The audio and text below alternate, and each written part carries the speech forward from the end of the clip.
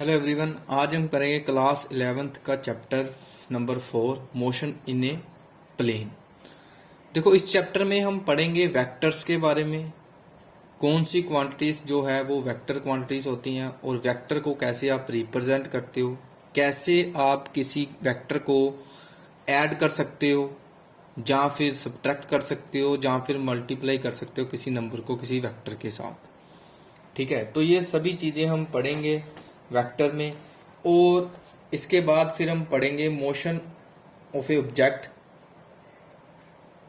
In a plane, projectile motion. तो ये सब चीजें हम इस चैप्टर में डिस्कस करेंगे। सबसे पहले इस चैप्टर में मैं आपके साथ डिस्कस करूंगा स्केलर और वेक्टर क्वांटिटीज। ठीक है, कौन सी क्वांटिटी स्केलर्स हैं एंड कौन सी क्वांटिटीज जो हैं वेक्टर्स क्वांटिटी है। ठीक है, तो सबसे पहले मैं लिखूंगा all the physical quantities can be divided into two categories. कहते जितनी भी फिजिकल क्वांटिटीज है वो दो कैटेगरीज में डिवाइडेड होती है, जहां तो वो स्केलर क्वांटिटी होती है जहां फिर वो वेक्टर क्वांटिटी होती है। फिजिकल क्वांटिटी मींस जैसे आपका work, temperature, charge, momentum, force, ये सभी फिजिकल क्वांटिटीज है। तो जहां तो ये स्केलर होंगी क्वांटिटी जहां फिर ये वेक्टर क्वांटिटी होगी। तो स्केलर कौन सी होती है? ठीक है, स्केलर क्वांटिटी वो क्वांटिटी होती है जिनका सिर्फ मैग्नीट्यूड हो बट नो डायरेक्शन, जिनकी डायरेक्शन नहीं हो।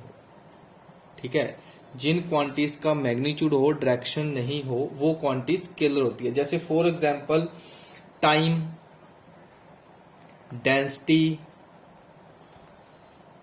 टेम्परेचर, चार्ज, ये सभी जो क्वांटिटीज हैं आपकी स्केलर क्वांटिटी है। इनका सिर्फ मैग्नीट्यूड होता है, इन क्वांटिटीज का, इनका जो है डायरेक्शन नहीं होती। ठीक है, और इनके अगर दूसरी तरफ और वेक्टर क्वांटिटी की बात करते हो आप, तो इनकी होगी magnitude as well as direction इन क्वांटिटीज की। ठीक है, इन क्वांटिटीज की मैग्नीट्यूड और एज वेल एज डायरेक्शन होगी। ठीक है, तो इन क्वांटिटीज में आपकी वेक्टर क्वांटिटीज आ रही हैं displacement, velocity, acceleration, force, etcetera. ये सभी क्वांटिटीज जो हैं वो वेक्टर होगी जिनका मैग्नीट्यूड भी हो, जिनकी कुछ ना कुछ value magnitude as well as उसके साथ जो हो डायरेक्शन हो। ठीक है, नेक्स्ट बात करते हैं कैसे आप किसी वेक्टर को रिप्रेजेंट करते हो। मान लो आपके पास एक क्वांटिटी है, मैंने ए क्वांटिटी ले ली। ठीक है, मैंने नाम रख दिया ए। तो अगर आपको इसको वेक्टर फॉर्म में रिप्रेजेंट करना हो तो आपको इसके बिल्कुल ऊपर, हेड के ऊपर ऐसे एरो लगाना पड़ेगा।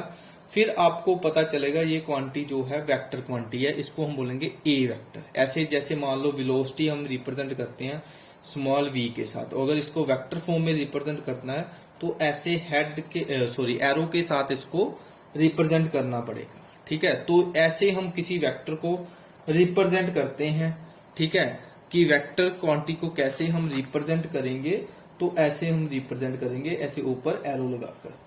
ठीक है, नेक्स्ट जो है वो आपके साथ मैं डिस्कस करूंगा magnitude modulus of a vector. ठीक है, जहां मैग्नीट्यूड है modulus of a vector. Modulus of vector क्या होगा? देखो, एक आपके पास वेक्टर क्वांटिटी है, उसका जितना मैग्नीट्यूड होगा उसको आप बोलेंगे मॉडुलस ऑफ ए वेक्टर। ठीक है, तो हम इसको लिखेंगे the magnitude of a vector is called modulus of a vector. जो वेक्टर का मैग्नीट्यूड होगा, जैसे फॉर एग्जांपल मान लो आपके पास ए वेक्टर, इसका आपने मॉडुलस लिखना, तो उसको आप मैग्नीट्यूड की फॉर्म में लिखेंगे ऐसे बार के साथ या फिर आप इसको सिंपल ए में लिखेंगे, ठीक है, इसका मैग्नीट्यूड ए। तो ऐसे हम किसी वेक्टर का मॉडुलस जो है उसको उसके मैग्नीट्यूड में, ठीक है, रिप्रेजेंट करते हैं। तो नेक्स्ट जो है वो हो आपके पास यूनिट वेक्टर। यूनिट वेक्टर क्या है? देखो यूनिट वेक्टर क्या है, इसमें हम लिखेंगे a vector of unit magnitude, a vector of unit magnitude and whose direction is same as that of the given vector is called unit vector। कहते हैं वो वेक्टर जिसका यूनिट मैग्नीट्यूड हो और उस वेक्टर की डायरेक्शन जो होगी सेम होगी जो गिवन वेक्टर का आप यूनिट वेक्टर लिख रहे हो, ठीक है। तो यूनिट वेक्टर वो वेक्टर होगा जिसका मैग्नीट्यूड हो 1, मींस यूनिट मैग्नीट्यूड हो, और उसकी डायरेक्शन सेम रहेगी जिसका भी आप यूनिट वेक्टर लिख रहे हो। जैसे ए वेक्टर का यूनिट वेक्टर, तो जो डायरेक्शन ए की है वही उसके यूनिट वेक्टर की डायरेक्शन रहेगी। तो उसको आप निकालते कैसे हो यूनिट वेक्टर को, उसका फार्मूला जो है वो डिस्कस करते हैं। जैसे फॉर एग्जाम्पल आपके पास पी वेक्टर है, ठीक है, तो पी वेक्टर को आप रिप्रेजेंट करेंगे, P vector is equal to magnitude of a vector into unit vector. तो यूनिट वेक्टर को हम लिखेंगे पी, ऐसे पी के ऊपर कैप डालकर, ठीक है। मान लो हमारे पास एक वेक्टर है पी वेक्टर, उसको हम लिखेंगे उसका मैग्नीट्यूड कितना है और इनटू उसके यूनिट वेक्टर के साथ मल्टीप्लाई कराएंगे। और यहां से अगर आप उसका यूनिट वेक्टर निकालते हो पी कैप जिसको आप बोलते हो, यह आएगा vector over magnitude of a vector. किसी वेक्टर क्वांटिटी को डिवाइड करेंगे उसके मैग्नीट्यूड के साथ, वो वैल्यू आपकी होगी यूनिट वेक्टर की, ठीक है। तो यूनिट वेक्टर आप ऐसे बोल सकते हो ratio of vector to the magnitude of given vector. Ratio means ये वेक्टर की रेशियो है पी वेक्टर, इसको किसके साथ रेशियो लेंगे आप, उसके ही मैग्नीट्यूड की, ये पी वेक्टर का मैग्नीट्यूड होगा, ठीक है। जैसे फॉर एग्जांपल अब एक वेक्टर क्वांटिटी आपके पास, वेक्टर क्वांटिटी को आप ऐसे लिखते हो जैसे 2i cap minus 3j cap और प्लस k कैप, ठीक है। ये कोऑर्डिनेट्स में लिखा है एक्स वाई जेड में। एक्स वाई जेड की डायरेक्शन शो करने के लिए आई कैप जो है ऐसे फॉर एग्जांपल ऐसे है एक्स वाई जेड। एक वेक्टर क्वांटिटी ली है हमने, एक्स को जो एक्स कोऑर्डिनेट की तरफ जो डायरेक्शन शो करता है वो यूनिट वेक्टर होगा एक्स को शो करने के लिए आई कैप, वाई की जे कैप और के की जेड की के कैप। तो ये एक वेक्टर क्वांटिटी है हमारे पास, ठीक है, जिसको कोऑर्डिनेट्स में हमने लिखा है। तो इसको अगर आपने इसका जो है यूनिट वेक्टर निकालना, तो यूनिट वेक्टर का फॉर्मूला क्या होगा, a cap is equal to vector over magnitude of a vector, ठीक है। तो सबसे पहले आपको मैग्नीट्यूड निकालना पड़ेगा। वेक्टर का मैग्नीट्यूड जो आप निकालते हो ऐसे स्क्वायर रूट आई कैप के साथ जो वैल्यू है उसका स्क्वायर प्लस जे कैप के साथ जो वैल्यू है उसका स्क्वायर प्लस के कैप के साथ जो वैल्यू है उसका स्क्वायर। तीनों की न्यूमेरिक वैल्यू को आप स्क्वायर करेंगे, ठीक है। तो ए आएगा आपके पास स्क्वायर रूट 4 प्लस 9 प्लस 1, तो ये कितना आया 14, मैग्नीट्यूड कितना आया स्क्वायर रूट 14। तो ए कैप में जब आप वैल्यू पुट करेंगे ये आएगा 2i cap minus 3j cap plus k cap over 14। ये आपने यूनिट वेक्टर निकाल दिया ए वेक्टर का।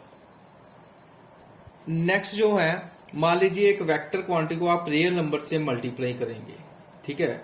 जैसे multiplication of a vector by a real number, ठीक है। रियल नंबर आपके पास n है, ठीक है, मान लो n रियल नंबर है और a जो वेक्टर है। तो अगर आप किसी रियल नंबर को वेक्टर के साथ मल्टीप्लाई करवाएंगे तो उसकी जो वैल्यू होगी वो कितनी आएगी, वो बन जाएगा वेक्टर NA वेक्टर, ठीक है। जैसे फॉर एग्जांपल आपके पास रियल नंबर है 3, तो p वेक्टर है आपके पास, तो जब आपने मल्टीप्लाई कराया ये बन जाएगा 3p वेक्टर, ठीक है।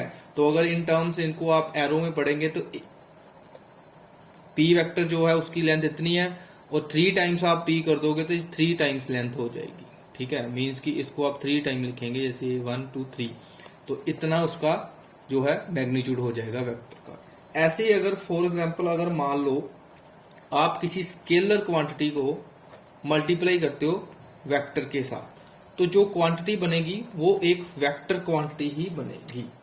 ठीक है, जैसे for example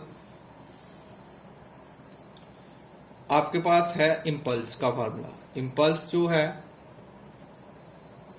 force into time होता है। ठीक है, फोर्स जो है एक वेक्टर क्वांटिटी है जिसकी वैल्यू है आपके पास 100 न्यूटन।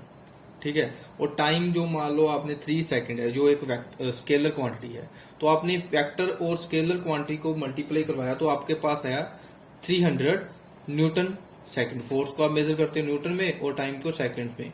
ठीक है, तो ये जो इम्पल्स है ये इम्पल्स एक वेक्टर क्वांटिटी है। तो यहां से ये हमने देखा कि जब आप रियल नंबर को मल्टीप्लाई करते हो तो उतने टाइम से उसका मैग्नीट्यूड बढ़ जाएगा, और अगर आप किसी स्केलर को वेक्टर से मल्टीप्लाई करवाएंगे तो जो न्यू टर्म होगी वो एक वेक्टर क्वांटिटी होगी।